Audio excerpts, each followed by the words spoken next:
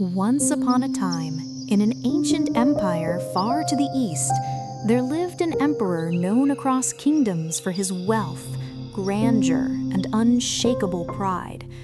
His palace shimmered with golden pillars and jade carvings, and his halls echoed with the footsteps of silk-clad servants. He had 3 daughters, each beautiful in her own way, but none more thoughtful than his youngest, Princess Nong. One evening, during a magnificent royal feast filled with fragrant dishes and glittering goblets of wine, the emperor leaned back proudly and told his daughters to enjoy their luxurious lives, for luck had favored them by making them his children. The eldest 2 princesses agreed instantly, repeating that they were fortunate solely because they were his daughters. But Princess Nong, gentle yet courageous, spoke softly yet firmly, saying that while she cherished being his child, she believed that every person was born with their own luck, and that luck blossomed only when met with efforts. True fortune, she said, was shaped by hard work, not inherited birth. Her words silenced the hall. The emperor, offended that his daughter dared contradict him, declared that if she believed luck came from effort instead of privilege, then she would live by her philosophy. He ordered his guards to find the poorest man in the entire kingdom, someone without land, animals, or wealth of any kind, and bring him to the palace. When the poorest man was found, trembling in patched clothes and living in a small forest hut, the emperor immediately arranged for Princess Nong to marry him. Nong did not protest. She bowed respectfully, accepting her father's decision with quiet dignity, and left her royal life behind. Life in the forest hut was nothing like the palace.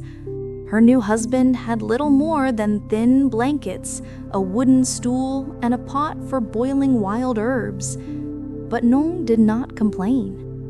When he apologized for having no food because he could not sell wood that day, she smiled gently and told him they would make their own fortune through their efforts. They searched the forest for fruits, and Nong prepared a simple but delicious fruit broth.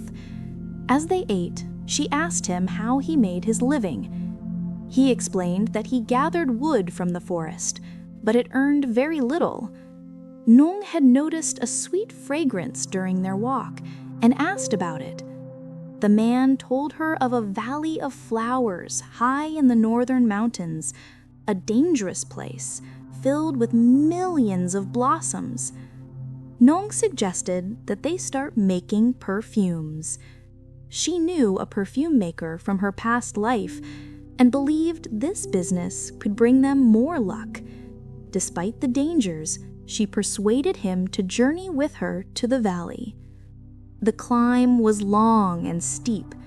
Winds howled, rocks shifted beneath their feet, and the mountain tested their courage with every step. But when they reached the valley, their eyes widened with wonder. Endless flowers swayed in rainbow waves across the land. As they gathered petals, Nong noticed something glimmering beneath the blossoms. She brushed away the petals to reveal enormous, flawless rubies, stones so magnificent that even the emperor had none like them. Her husband whispered that his mother had once spoken of magical stones, though only as tales, but Nong realized they were real rubies. She insisted that they keep only a small handful to start their perfume business and send the rest to her father. They sold the rubies and used the money to build a thriving perfume company. Soon, the poorest man in the kingdom became one of the richest. When news reached the emperor, he was both furious and bewildered. He could not understand how the man he believed to be hopelessly poor had risen to such wealth. Princess Nong, meanwhile, sometimes sat outside her new home with a wistful heart, longing for her father's affection. She wished he wasn't so angry and distant. Her husband comforted her gently, telling her that luck would favor them again. One day, a mischievous forest spirit known as Hpía transformed into a deer and wreaked havoc in the emperor's beloved garden, shattering trees and trampling flowers. Enraged, the emperor commanded every able man in the kingdom to join him in hunting the beast. Nong saw this as a chance to regain her father's trust. Disguised as a man, she and her husband joined the hunt. Their horses were swift, and they stayed close behind the emperor while the rest of the group fell far behind. The Hpía, still in deer form, teased the emperor constantly, appearing just beyond reach and disappearing whenever he approached. Exhausted, the emperor finally collapsed beneath a massive banyan tree, the home of the Hpías. Nong recognized the danger and whispered to her husband that they must pretend to sleep but stay awake, for Hpías often talked to themselves at night. At midnight, the forest spirit returned to the tree and rambled aloud about how it planned to kill the emperor the next morning.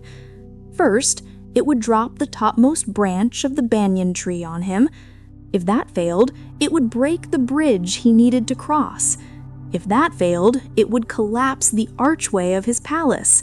If that too failed, it would turn his drinking water into poison. And if all else failed, it would sneak into his room and steal his spirit. Nong and her husband heard everything and prepared for each trap. At sunrise, Nong told the emperor's servant that the horse needed water. While the servant walked away, she jumped onto her father's horse.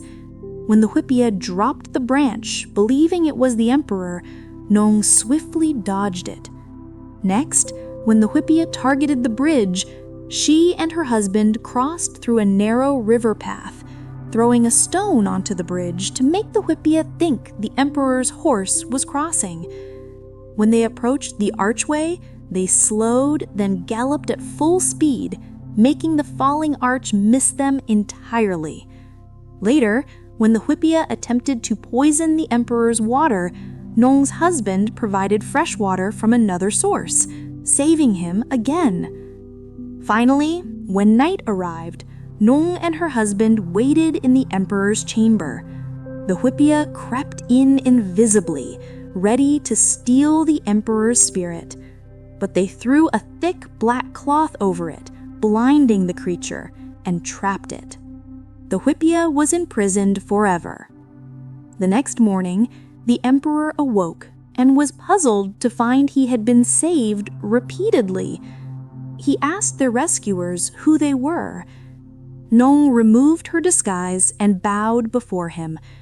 She told him they were only two people longing for his affection. The emperor, overwhelmed with emotion, embraced her tightly and apologized for his pride. He declared that she had proven her belief true, that luck is indeed lucky only when met with effort. Grateful to her husband as well, the emperor announced that when his time came, Nong and her husband would rule the kingdom together. From that day onward, people across the land spoke of Princess Nong's wisdom and bravery, saying, "May your luck be like Nong's, for luck is lucky only when met with effort." And so, dear listeners, the tale of the lucky princess reminds us that fortune does not fall into our hands simply because of who we are or where we come from. True luck grows when we rise with courage, work with purpose, and meet every challenge with determination. If Princess Nong's journey touched your heart, please give this story a gentle thumbs up, share it with someone who could use a spark of inspiration, and subscribe to Nini Nights for more magical and meaningful bedtime tales every week. Until we meet again, may your dreams be peaceful, your courage steady, and may luck always walk beside your efforts.